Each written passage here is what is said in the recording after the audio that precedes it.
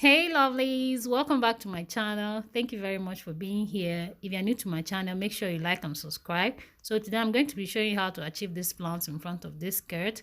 So here, as you well know, it's a combination of plain and pattern fabric or different colors of fabric, and it's actually a modification of a basic flounce. If you don't know how to make a flounce yet, I have a tutorial on it, and I'm going to be leaving the link on the description box below so that you check it out later. So without much ado, we go over to the tutorial. So the first thing you're going to do is to mark out where your flounce is going to be sitting, which I'm leaving at 6 inches as the base. So if you get that, the next thing you have to decide is how many steps you want on your flounce. As you can see, this is 4, and how many steps you want to have, you're going to times it by 2 to get the length of your flounce. So you have to read what I wrote on this screen in order to know how to calculate the length of your flounce. So when you have done calculating this length of your flounce, we are going to move over to the next level. So here, as you can see, this is what the flounce is actually going to look like after we must have finished cutting it out. So as you can see, it's quite a modification of a basic flounce.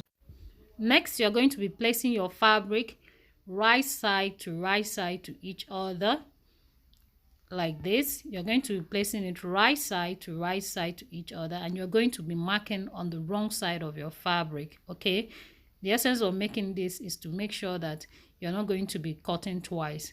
So I have a tutorial already where I did a similar thing, and I'll be leaving the link on the description box below.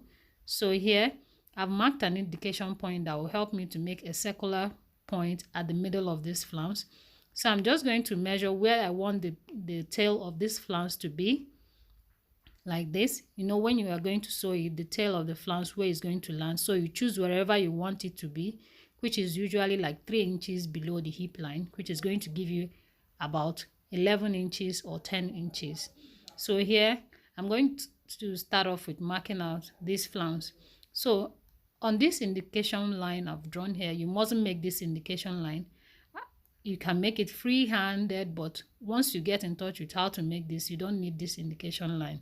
It's just for clarity purpose. So you mark the length of where you want the tail of your flounce to be, and you're going to extend at this point, okay, to gain length for your flounce.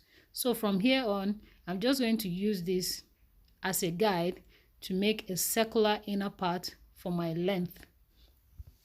So as you can see, I'm just going to be marking this out, and I'm going to stop when I get the amount of length I want.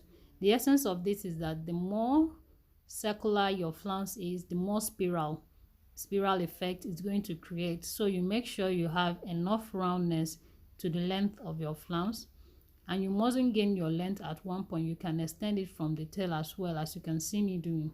So the next thing I'm going to do now, if I've gotten to the length I wish, I'm just going to be marking it few inches higher than what I have at the tip, which makes it like be biggest. Like, as you can see, I'm magnifying it as I'm getting to where the tail of the flounce will be.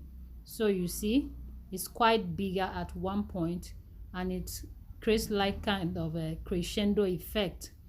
Okay, so you make sure you do that as well, because that will create the effect we are looking for. So once you get the length you desire, you're going to close your flounce, and I'm going to be marking this out well, and I'm cutting it out.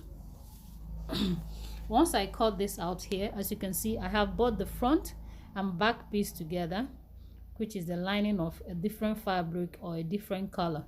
So you're just going to sew this outer part together, and then you turn it right out.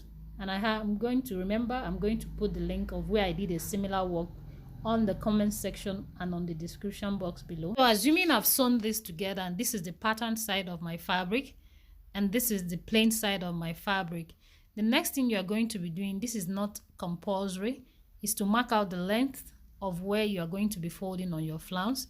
Remember, the measurement is based on the base you marked out, which is 6 inches. So based on that, I'm just going to fold the first one by the measurement, and with that first one, I'm going to further fold the rest of it. I don't have to be looking at measurements to do this. As far as you folded the first one, you're going to use the measurement to finish up the other foldings. And here you are. We are finished with the folding, and I'm just going to give this a proper arrangement, and I'm going to iron it out properly, and I'll show you what it looks like. So guys, as you can see, this is quite easy to make and simple, and it takes little or no time to make. As long as you know how to make a basic flounce, this is going to be an easy modification for you. So guys, this is a closer look at the effect we have just created. And as soon as you're done with this, you're just going to sew it on to your waist of your skirt before you put on the waistband. So here I've pinned this up to the waist of the skirt, and you see the effect is already there. So let me know what you think on the comment section below. Make sure you like and subscribe to my channel, share my videos, and I'm going to see you guys in my next tutorial. Take care of yourselves. Bye.